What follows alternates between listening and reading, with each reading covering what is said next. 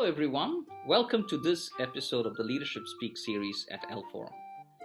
It's my honor and privilege to welcome a very, very close friend of mine, the Chief Sherpa of Finsherpa, Babu Krishnamoorthy.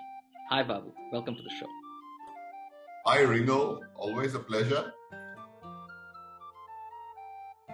I did college at Viveka, I did graduation, and I was in hostel where we met. Subsequently, I did my CA. Once I completed CA, I realized that accounting wasn't something that I kind of really truly caught my passion. So I decided to turn into investment banking.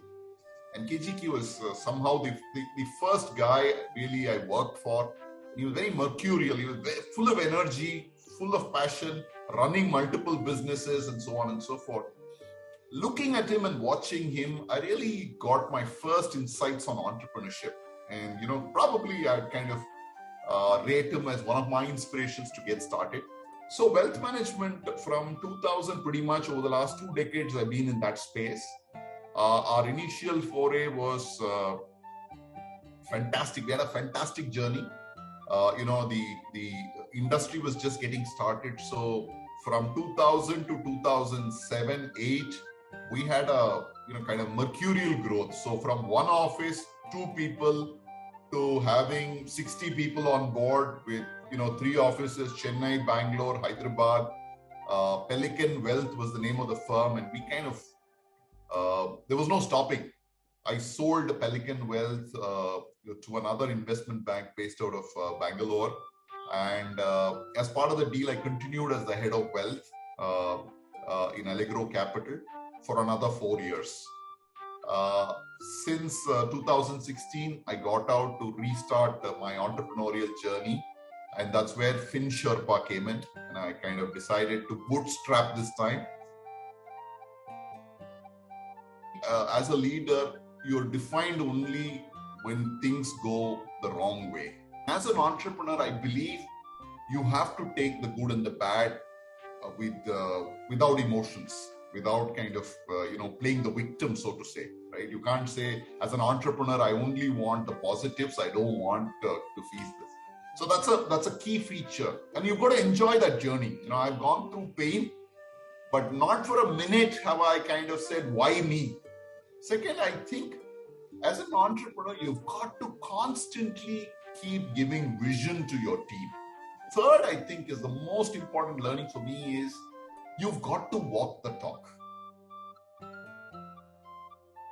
See, my view of an entrepreneurial leader is that as compared to a corporate leader, so to say, entrepreneurial leaders need a couple of traits that are a little different. Right? A corporate leader is as entrepreneurial, believe me, but there is still a safety net within which they operate. I've often found that entrepreneurial leaders are people who, like they say, take that big dream, right? They can take that transformational dream. Whereas in a corporate setup, I've often found that leaders tend to take very incremental steps. There are good mornings, there are bad mornings. As entrepreneurs, every entrepreneur has those great days and those horrible days. But as long as you can kind of remember what is the journey you're choosing and what's the destination you're looking at, and that kind of keeps you motivated and driven, you will keep at it.